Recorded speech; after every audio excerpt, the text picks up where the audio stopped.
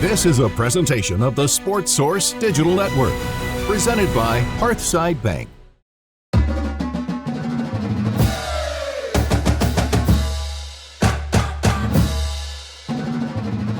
Welcome into the Sports Source Digital Network. I'm John Pennington, joined by Jimmy Hyams right here, VFL Kevin Simon, VFL Ollie Lane right there. These two guys, of course, you know them from the Sports Source Saturday Kickoff, which they did with me last year, and you'll be doing it with me again this fall. Look forward to that. Jimmy, you know from everywhere in town. You're everywhere. But you've been a long-term member of the Sports Source family on Sundays right since the beginning, so appreciate that. And good to have you here today. I wanted to talk about how teams are defending Tennessee. And I was just thinking the other day, how could you, is there a number somewhere that you could find without the benefit of having all 22 tape and being able to sit down and go through that? It's like, okay, is there a number? Is there a way to kind of figure some of this out? And I thought, well, okay, Pro Football Focus, they're not perfect, but they did break down their numbers of man coverage versus zone coverage for Tennessee's receivers. When were they targeted in man coverage? When were they targeted in zone coverage? I sent you guys the numbers, but let me go ahead and put these on the camera, on the screen for everybody. You're not going to see these anywhere but here on the digital network now. Well, you might see it now that everybody's going to copy it, but here you go. 2022, 2023, and 2024. We just went back to that great year under Heupel. 125 man targets, 83 receptions against man in 2022. That dropped from 125 to 69 targets, from 83 completions to 39 completions in 2023 with Joe Milton as quarterback. And then last year with Nico as quarterback, from 125 to 69 to 37 targets.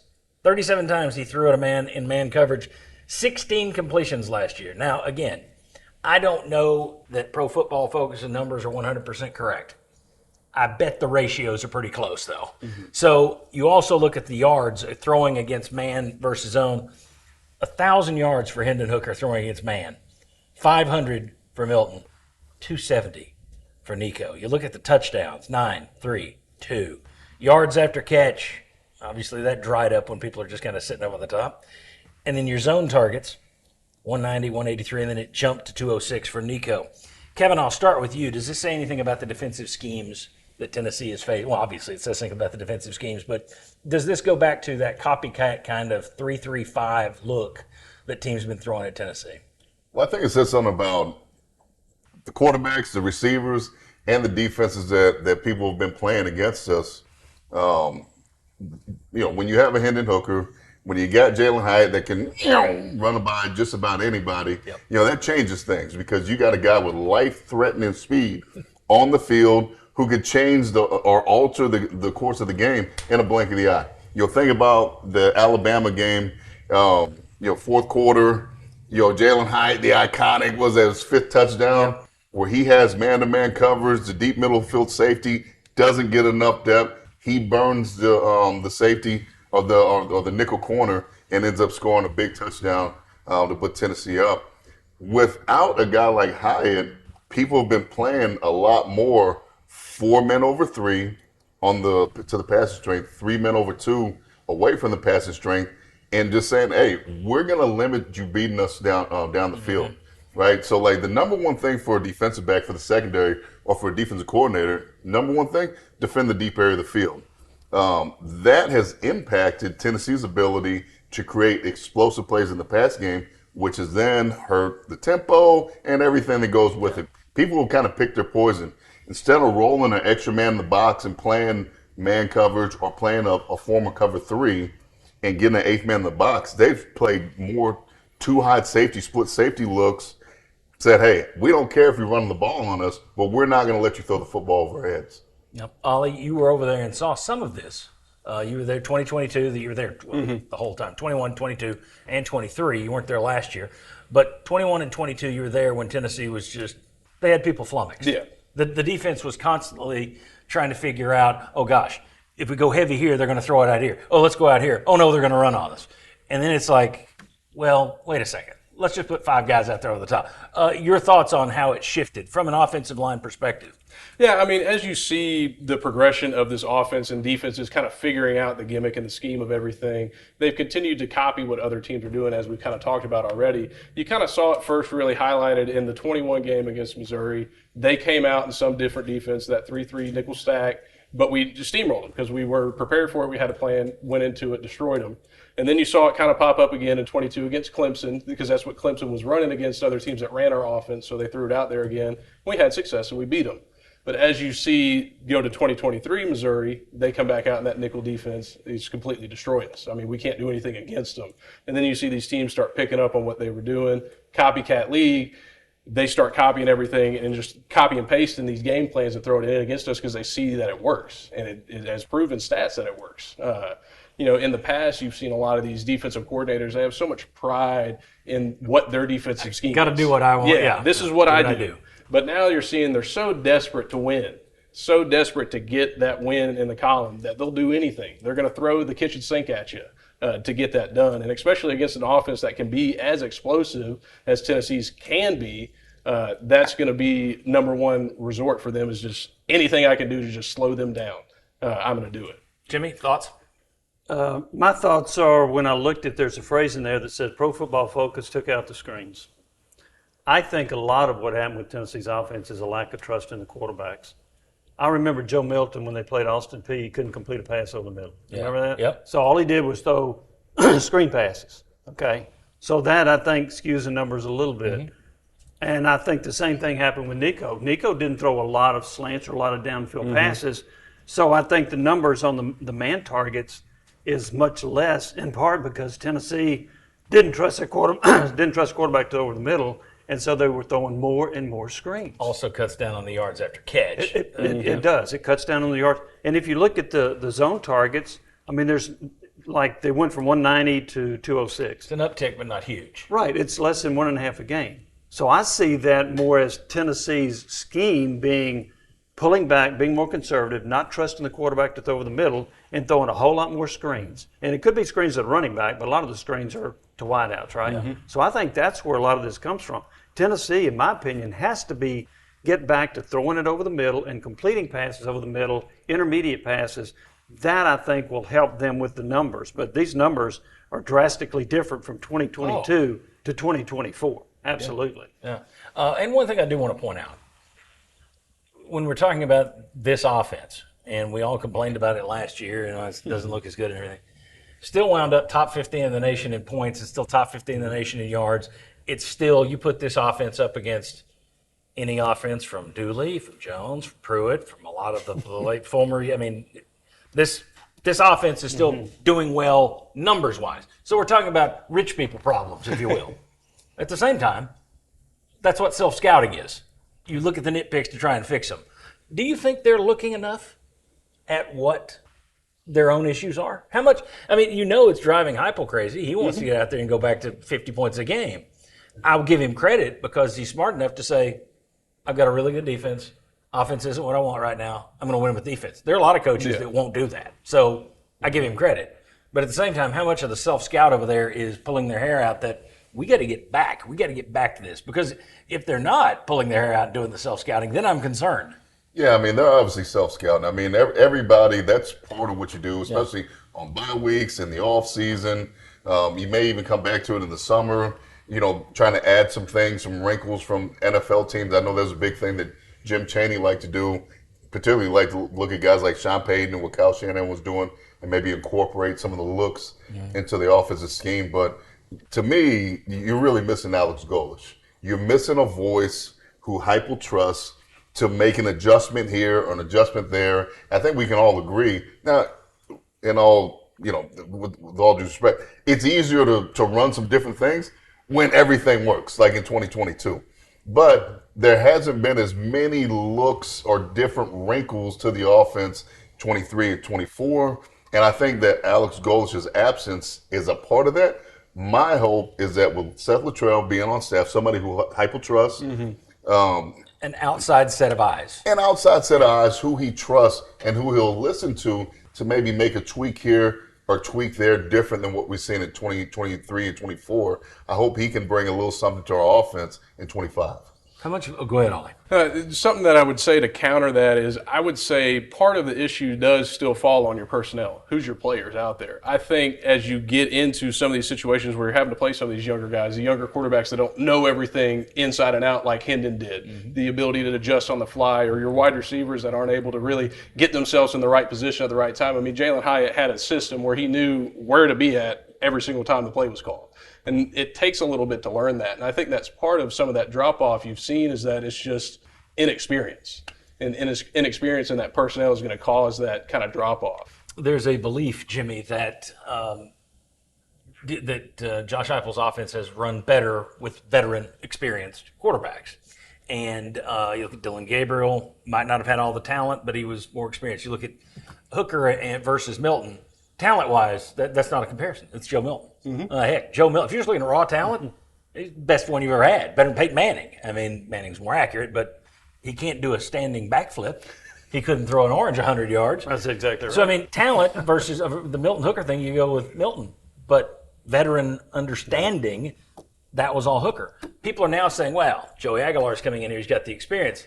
The thing that worries me is Hendon Hooker had been at Virginia Tech, one system, then Tennessee. So 2 systems. Joey Aguilar started at Diablo Valley Community College. Then he went to App State. Then he went to UCLA and tried to hurry up and absorb a brand new offense before coming here to hurry up and absorb a brand new offense. That's a lot of stuff in your brain to have to know on the fly, oh, wait, what's our verbiage here? No, wait, that's how we called it at App State. I don't know. I'm worried that your experience that people are counting on may be counteracted a little bit because this guy has experience, too much experience in different places. Yeah, and he's got just a short time to try to pick up the offense. I'm told he's very smart, and that he's studying really hard, trying to figure out everything what to do. But still, it's different when you're practicing that, and then the bullets are firing live at you like they will against Syracuse. So I'll be curious to see the adjustments that he makes. And it's not only that, he's dealing with a new set of receivers for him. He's dealing with a new offensive line with one starting exception. So you've got all that you put into the mesh pot, and you see how he responds to that. I do think he's going to be a productive quarterback for Tennessee. It's a guess on my part. Would he be as good as what Nico would have been? Probably not. Can he be close to that? I think you have to hope that that's the case. But I'm told he's a tough guy, that if it's 3rd and 5, he'll get you 6 yards on his own read. So you need that. You need to be able to move the chains like that. The other thing is, how much trust will they have in him throwing over the middle? Now, I will say this. While I don't think they trusted the quarterbacks necessarily throwing over the middle, maybe a part of that was they didn't trust the receivers also. Maybe, and that could have been it too. I would also say this. If you go back to Joe Milton, we talked about the fact that they didn't want him throwing in the middle. You could tell that. When Nico came in, if you go back, one of the things we talked about that first spring game that he was out there, and they actually had a spring game, we're like, did you notice how many times he threw over the middle? It's like, okay, you're back to your normal offense. So I wonder how much of that was them saying not trusting Nico to throw over the middle, or Nico just being risk averse and not wanting to throw the ball over the middle last year. That's a fair question. I don't know. And I don't know the answer to that either. And also, you think about it, how many receivers did they have on that team that you felt like could run a slant and get the heck knocked out of them and catch it? Yeah. You know, Brew McCoy wasn't healthy, but he wasn't always healthy. That wasn't Dante Thornton. It wasn't Squirrel White. So that could have impacted it too. One thing we also didn't see, and I want to get to this very quickly. We got a second part to this video that I want to get to, but one other thing we've seen that's dropped off, and I don't know if it's reflected in these numbers or not, but you go back to, you brought up the Alabama game. I brought it up in another video we taped recently. You had Jalen Hyatt. They were moving him around. They knew, hey, this is the guy we want to put him on. Stack release, motion. You haven't seen that. How much you've seen so less motion. It's a terrible way of saying it, but so little motion the last couple of years compared to what you saw before that. How much of that has played a role into what you are managing to, what you're able to get your receivers into, in terms of working them open, scheming them into they're moving at the snap of the ball as opposed to they're running out 10 yards and turning around. You're not going to get a lot of yak on that. Yeah, I think that goes back, and Ollie could speak to this, but I think it goes back to Alex Golish's absence, potentially. We all know that Heupel's calling the plays. He doesn't have the cue card over his face because he's not calling the plays. He is the voice. He's the voice that the quarterback hears in his ear, okay? So we all know that. But just sometimes when things aren't going right, it doesn't seem like we always have the answers to fix it. And then the other part is the receivers. These guys haven't been separating like what they did in 2022. And that might be a problem this year. We've never seen young receivers on the field. Brazel's the only guy with more than 2 years of experience. That's either not a true freshman or a redshirt freshman or a true sophomore like a Mike Matthews. You didn't get a look at Matthews and Staley much last year. No. So all that's unknown. But I think the thing that we do know is that we still don't have a guy who can take the top off the defense, somebody who you're worried about scoring from anywhere on the field. Wasn't that what Dante Thornton was supposed to be, though? He did have some speed. Mm-hmm. He didn't always catch the ball, and he certainly wasn't always healthy. And sometimes Nico missed him. Other than those three things. But he was a guy who was supposed to have that kind of speed. It just never worked for one reason or another. Do you think there was any issues with the fact that there's less motion, less scheming guys open, or no? Yeah, no, I definitely think there's an issue with it, and I can tell you exactly. It goes back to what I just said earlier. It's the inexperience. What has happened is you've got these inexperienced wide receivers out here. Well, now they're lining up in the wrong spots. They can't get the motions. They are lining up off sides or off the ball. There's a 5-yard penalty. So it's almost they're hurting themselves by helping themselves. Hey, we're going to cut out these penalties, and we're going to cut the motion out a little bit because our guys they're not experienced enough to kind of figure out what spot they need to be in and be ready for the motions and what's going to come. And I think that's what it boils down to, is that inexperience in the personnel. They don't have the time to really understand. There's not a hustle, or there's not a urgency to the tempo. There's got to be a calmness to the tempo to be successful and still get your motions and everything. John, I do wonder this. If Tennessee had a Jalen Hyatt last year, would they have run more motion?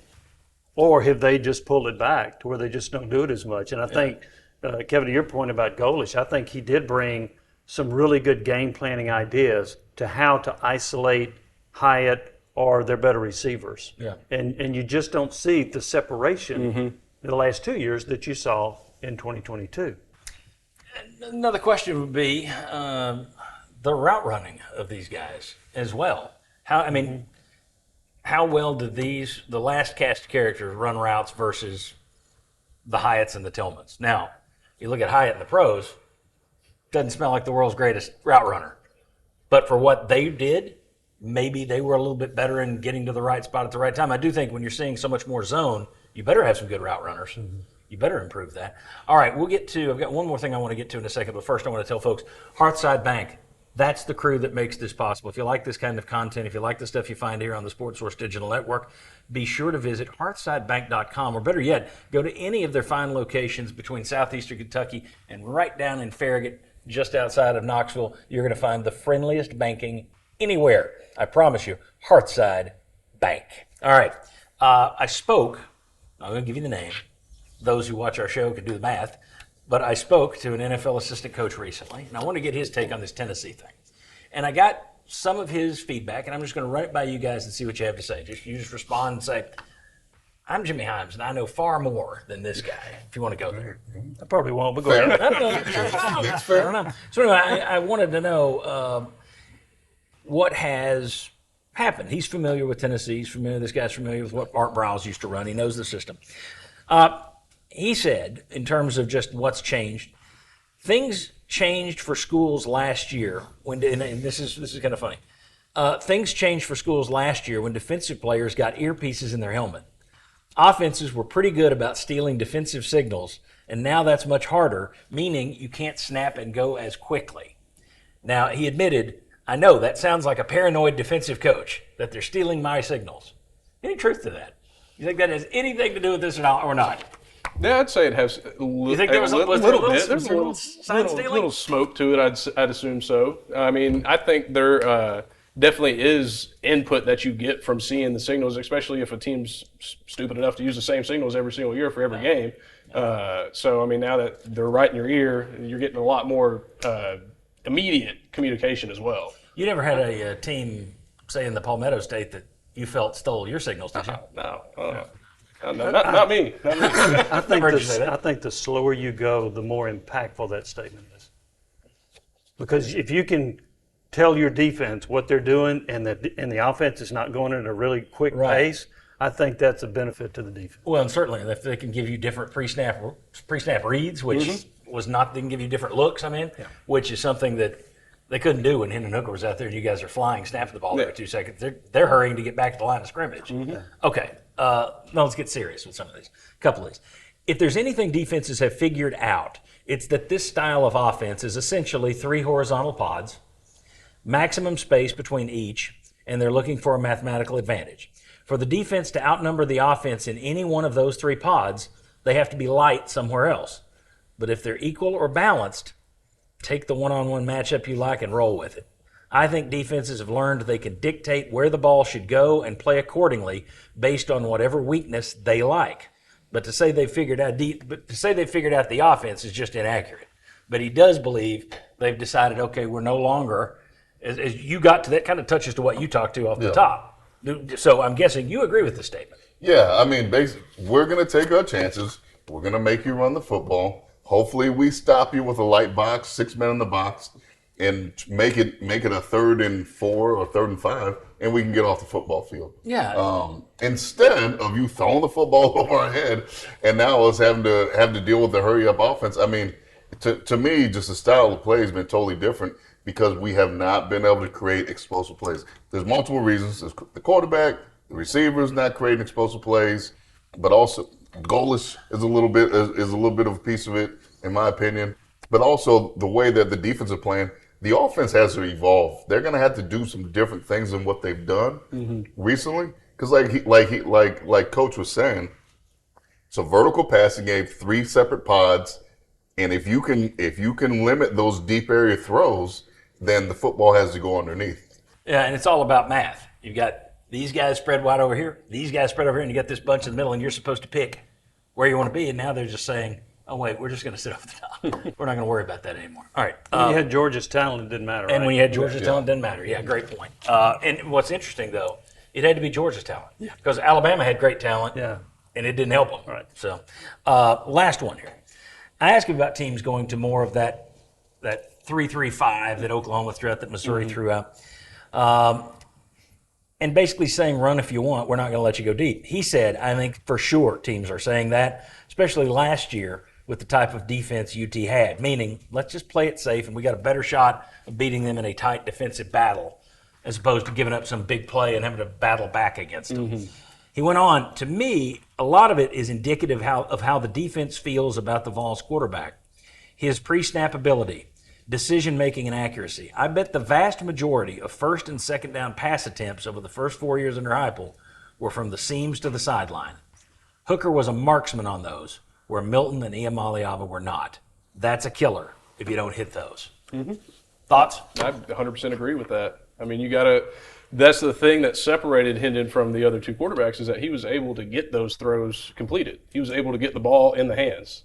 Joe would, 100-mile-per-hour fastball, he can't catch it, and Nico would maybe get it there, maybe he wouldn't. You didn't run a lot of slants at all with Nico. So, I think that's just part of it, is how much does that defense value the talent of that quarterback. I think that's got a lot of truth to it. So you wonder how much a defense is going to be respecting Joey Aguilar. He's going to have to make them respect him, because I'm guessing going into it, they're not gonna. No, I agree with that. And by the way, this guy's a lot smarter than I am. I will acknowledge that. We started big up, but I think that is a concern. But that's what has been missing from this offense: the ability to hit those passes. Can Aguilar do that? I don't know. His accuracy at Appy State was not great. 56%, 14 interceptions, 24 in 2 years. On the other hand, under Heupel, you don't see quarterbacks throwing a lot of interceptions. Never had a QB throw double digits. So maybe with Heupel's coaching and the staff's coaching and improvement from the receivers, you will see a lot better numbers from Aguilar. The interesting thing going into this is just how they choose to use him. How are they? It's just he is so new to this system. Can you possibly have the full? You're getting Syracuse in an opener that everybody's poo-pooing, ignoring Syracuse. Shouldn't. I wouldn't either. I know they've lost a lot. You got a real question mark here across your offensive line. The other thing for Aguilar that we've talked about on previous tapes, We don't know who that center is going to be. Mm-hmm. And in terms of this offense and pairing somebody with a quarterback, it's kind of important. Yeah. Well, and then, I mean, too, when you're looking at it, I mean, for him to come in and take over this, I mean, Nico had a year in advance to learn the offense before he started playing, and they still didn't give him everything to run. Yeah. This guy's got, 106 days? They're going to give him everything. He's going to have full control of that offense, but yet Nico was here for 2 years and didn't. That makes me wonder what's the game plan for this year. And the other thing that we've talked about, I keep saying other videos. Folks, there's tons of videos here. Click around and watch them all here on the Sports Source Digital Network. But one of the things we talked about elsewhere, how much are they going to run this guy? Because you've got two inexperienced. They didn't run Nico a ton until they get to the Ohio State game, and they got nothing else, and he runs all over the place. He ran all over the place in the last game of the year. His first game, the Citrus Bowl against Iowa, he didn't run that much the rest of the year. Certainly not a ton of design runs. You said constantly all last year on those Saturday pregame shows, design more runs for the guy. How much are they going to allow Aguilar to run when you've got Merklinger and McIntyre behind him? I don't know. If people are expecting, okay, this guy's a better fit than Nico, now we're going to get back to the offense we've seen before, there's a lot of limitations on that make me think maybe it's better by the end of the year. Mm-hmm. But I'm a little worried about the start of the year. I'd say you learn from your previous mistakes and you just cut it loose. I mean, there's nothing you're going to do by calling it safe because you saw what result they got you last year. You're scraping by teams that you should be destroying. Well, they saw where it got them. Yeah. Playoff. See, that's they got the playoff. Yeah. But it wasn't a beautiful offense. If you looked at them physically, who would look like the more likely candidate to get hurt? Nico or Aguilar? So I think physically, Joey Aguilar is better equipped to handle more runs. I wouldn't run him against teams you're going to beat by 40. Right. But against Syracuse, Georgia, and other really good teams on your schedule, I think you've got to incorporate the run game. How much do you think he's going to be turned loose? Probably not much. I mean, because you think about the previous 2 years, they didn't turn Joe loose until late in the season. You know, what it was, it started with like UT San Antonio with the 82-yard run. That's right. Just to kind of mix it up. And then obviously, same thing with Nico. I've always said that, that this offense would run best if you get that guy's legs incorporated. But it just depends on how big of a separation they see between Aguilar to the next guy, whether it be Jordan McIntyre or Jake Merklinger. But if their pedigree is showing you anything, probably not going to run them very much. Very good. But the thing is, Joey's a gunslinger, and like I think Jimmy was saying, he'll pull the ball down. He's a tough guy. He'll go get you the tough extra yard. Yeah, tough 5 or 6 yards to convert for a first down. Kevin Simon, Ollie Lane, Jimmy Hyams. Thanks to all of you. Thanks to Hearthside Bank for bringing you this, and we will see you the next time. Be sure. Let me say this. Be sure to hit the like button, thumbs up.